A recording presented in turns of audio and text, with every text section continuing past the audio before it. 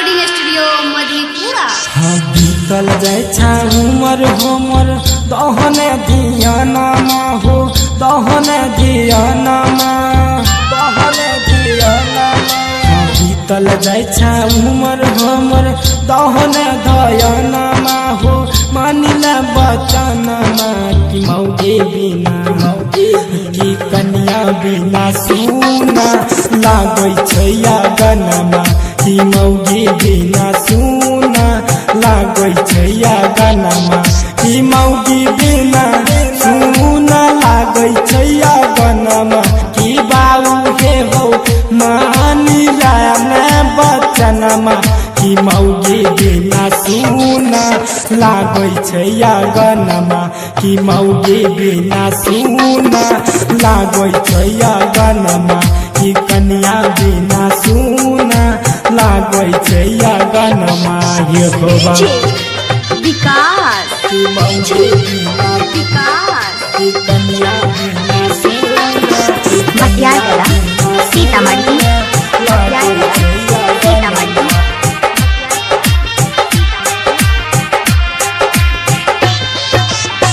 सब छोड़वा के बाऊ गेलै शादी हम एकटा बचल कुमार गो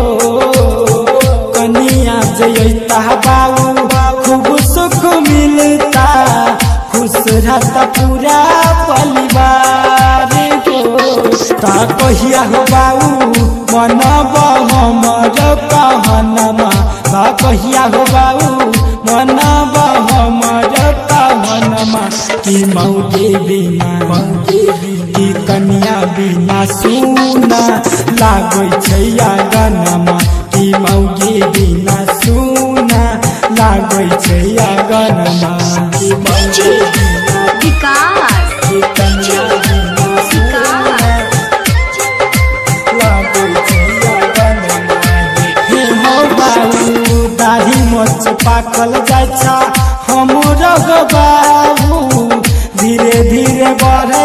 उमर गो गौआ के लोगवा सब हमरा चिढ़ाबै छ दिल चंस होता नहीं सबर कि सुना गई राइटर रोशन के बिछवना कि सुना गई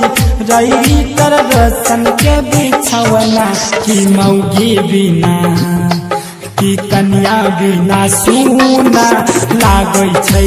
गनमा कि कन्या बिना सुना लागै छै गनमा कि मौगी बिना सुना लागै छै गनमा।